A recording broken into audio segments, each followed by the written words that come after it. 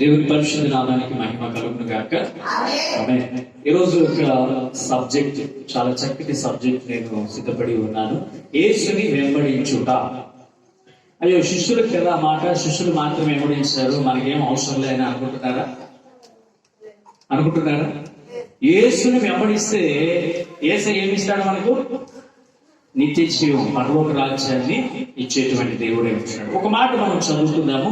యోహాను సువార్త 8వ అధ్యాయము 12వ వచనాన్ని ఒకసారి మనం చదువుతున్నాం. యోహాను సువార్త 8వ అధ్యాయము 12వ వచనాన్ని ఒకసారి మనం చదువుతున్నాం. మరలా యేసు, బాగా జాగ్రత్తగా, ఎవరు కూడా మాట్లాడొద్దు. నన్ను వెంబడించిన వాడు చీకటిలో నడవక జీవపు వెలుగు కలిగి ఉండునని వారితో చెప్పెను.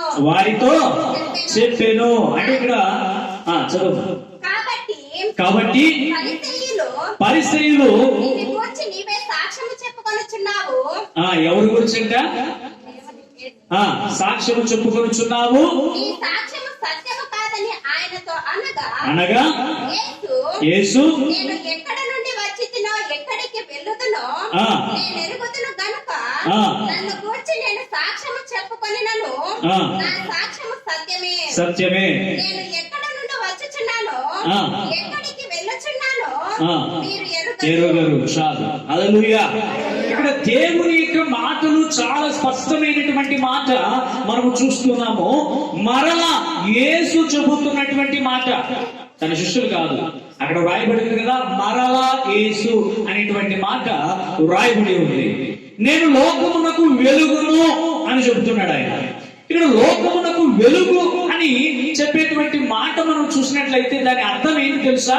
చీకటి బ్రతుకులను మార్చి అంధకార శక్తులు పాపముల నుండి తుడిచి వేసి రక్షణ మారు మనసును దయచేయుటకు వెలుగు అనేటువంటి ఆ ఒక కిరణము రూపములో మన ఎదుకు వచ్చి ఉన్నాడనే దాని అర్థము.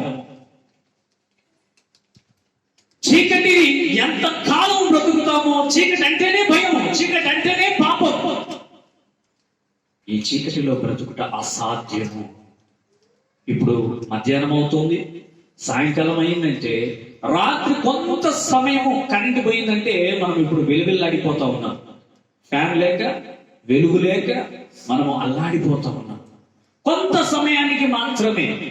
మరి నీ బ్రతుకు చీకటి అనేటువంటిది ఇంకా చీకటిగా ఉందా? ఒకసారి నిన్ను నీవు పరిశీలన చేసుకో. ఒకవేళ చీకటి అనేది ఉందేమో, దానిని వెలుగుగా మార్చేటువంటి శక్తి సర్వ సృష్టికి అధిపతి అయినటువంటి యేసయ్యకు తప్ప ఇంకెవ్వరికి కూడా సాధ్యము కాదు.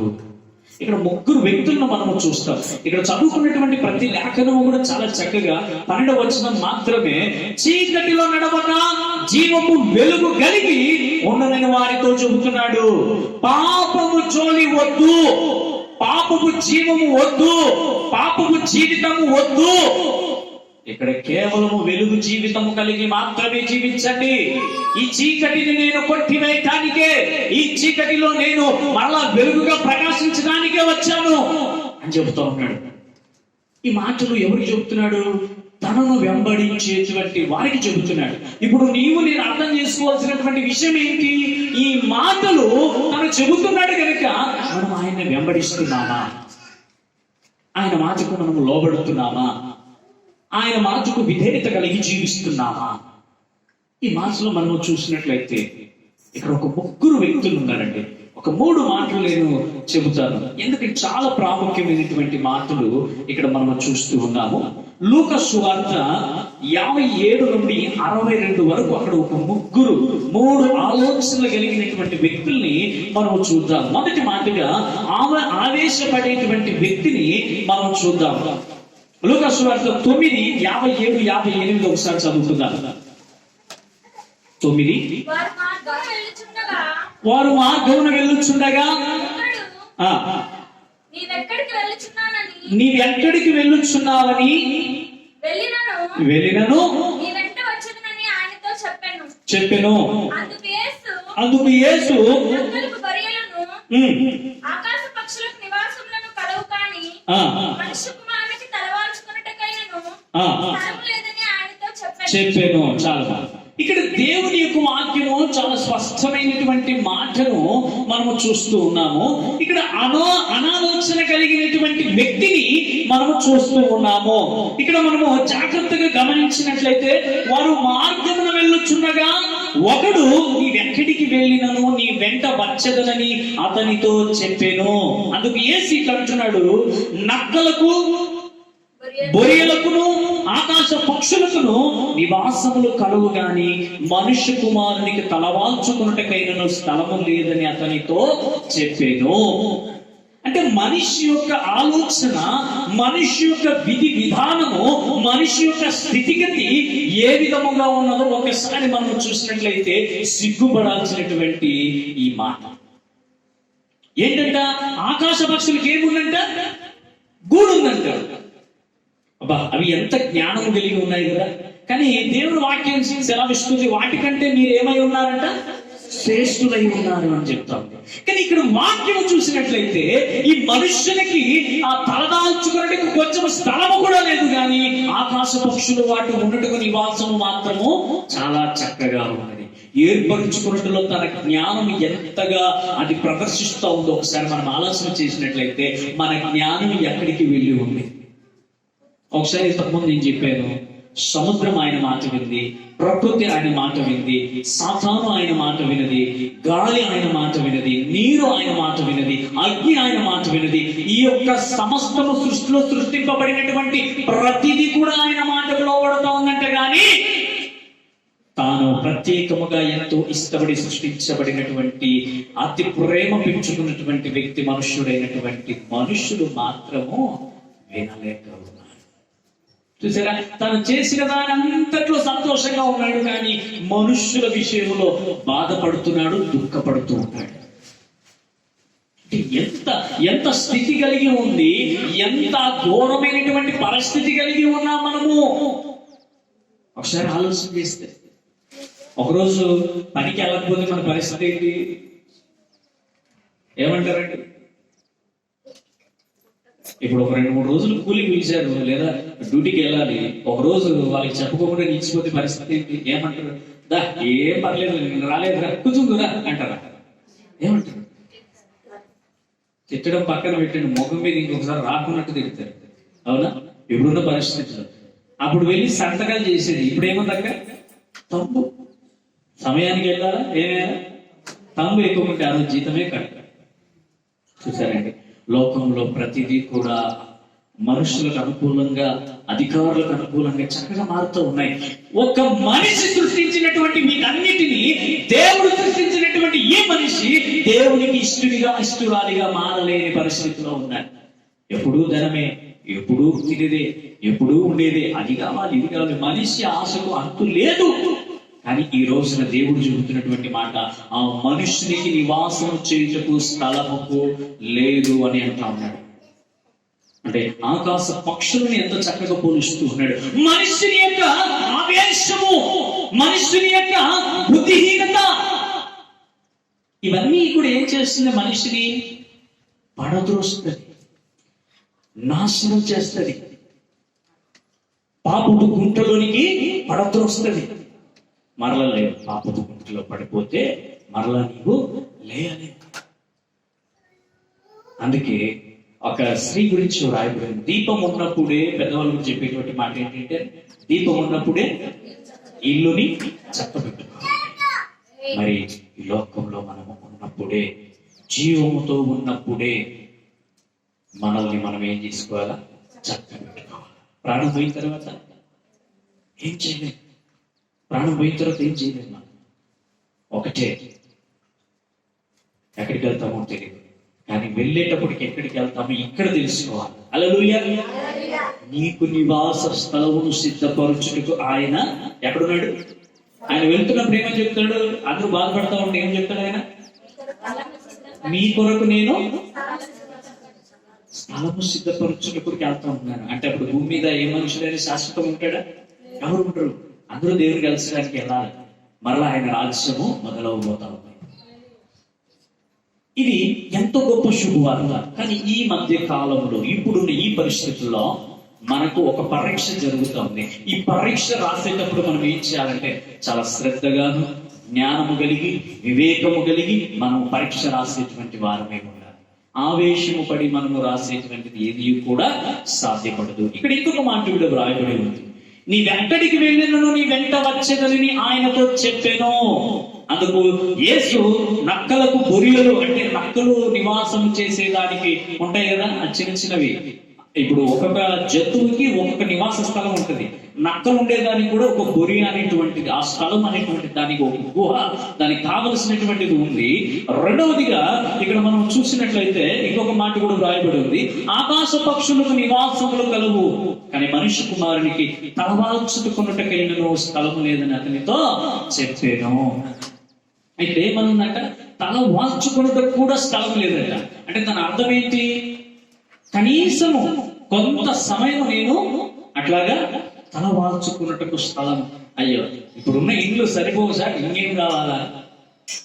అవునా? ఏ ఇల్లు శాశ్వతము? ఈ ఇల్లు శాశ్వతం కాదు, పరలోకపు ఇల్లు శాశ్వతం. అదే మన నివాస స్థలం. దేవుని వాక్యం రాయబడింది. దీన్ని కొట్టొచ్చు, దాన్ని కొట్టలేదు. ఇది పడిపోతుంది, అది పడిపోలేదు. అప్పుడు ఒకసారి నివాసం చేసినట్టయితే ఆయనే తండ్రి తల్లి అంతా కూడా మనకు ఉంటాడు. ఇక్కడ అట్లా కాదు.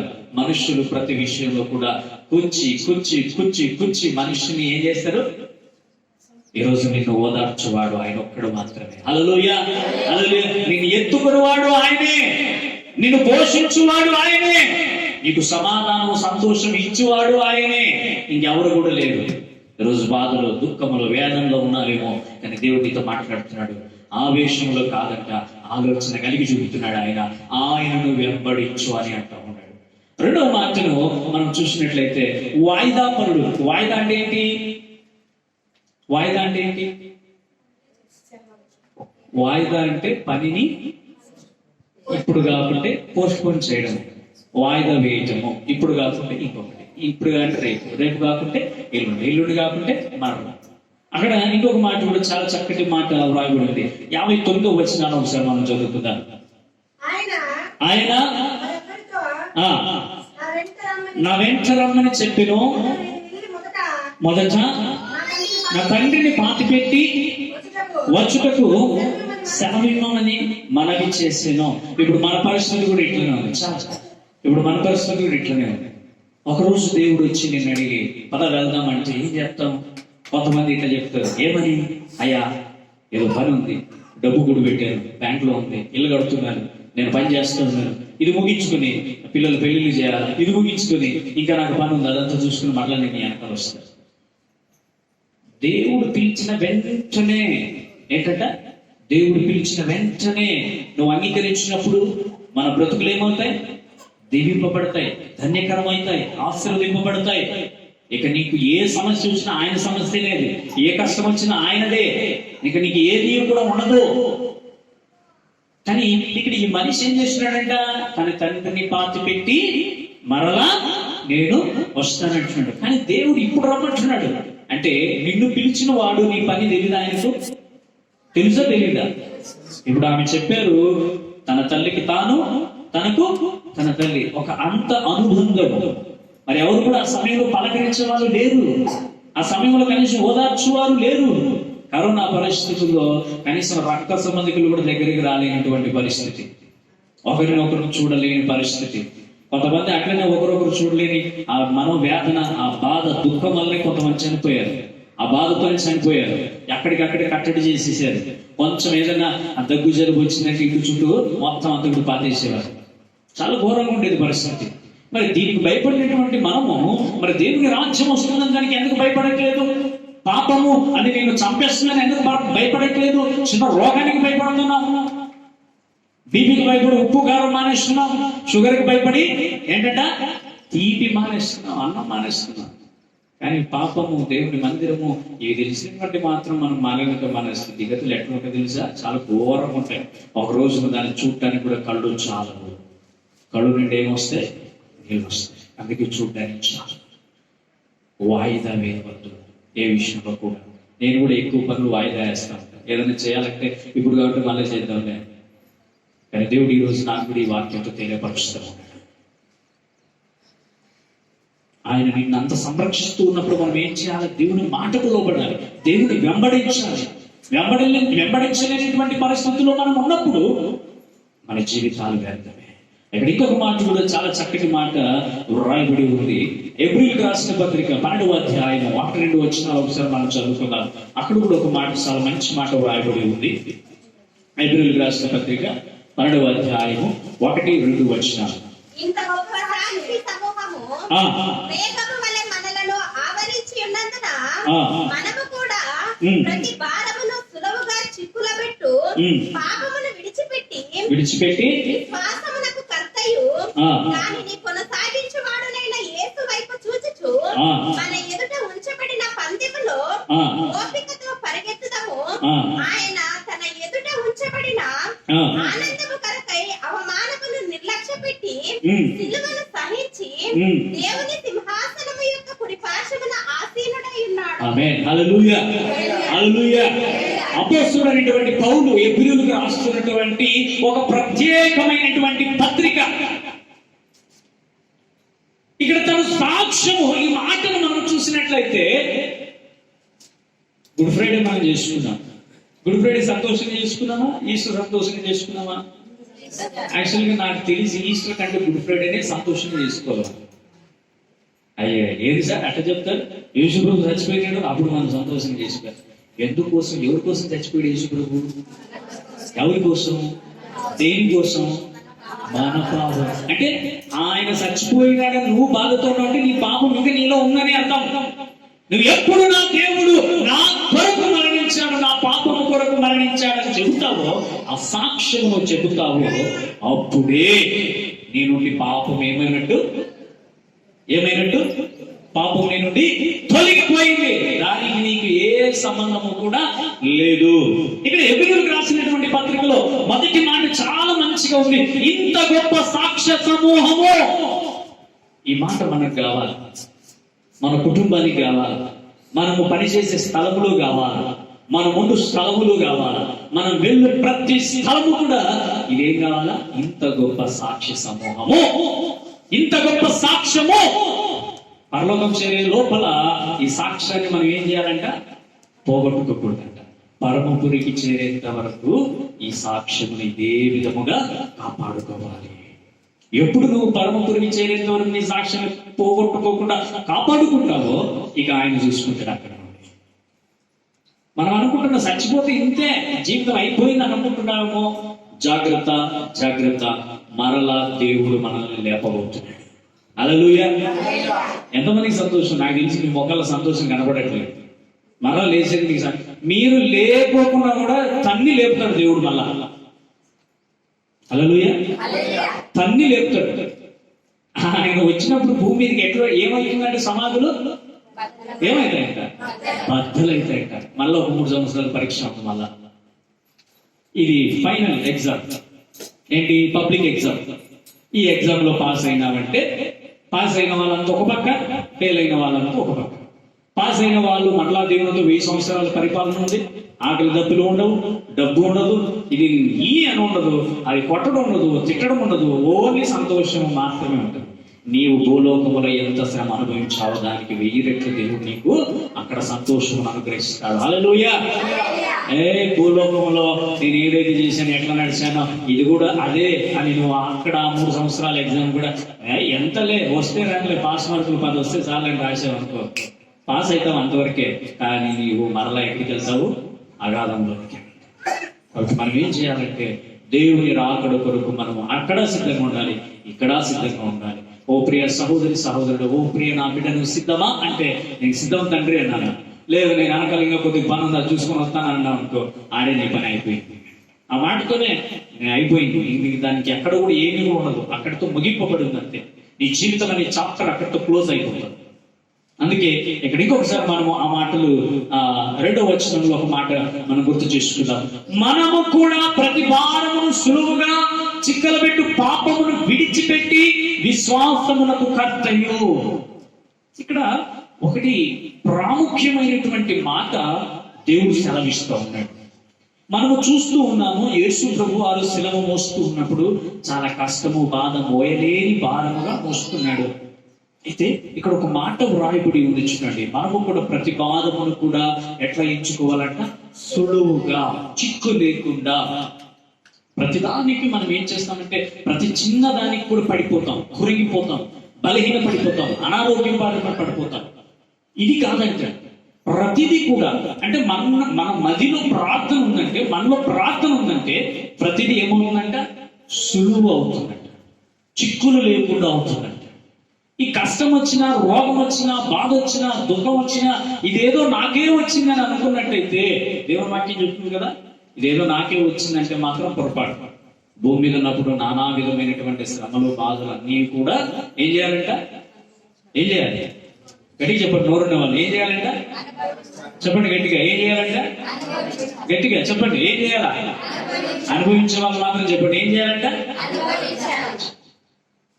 అది సులువుగా మాత్రము మనం ఈ లోకయాత్రను ముగించుటకు సాధ్యపడదు.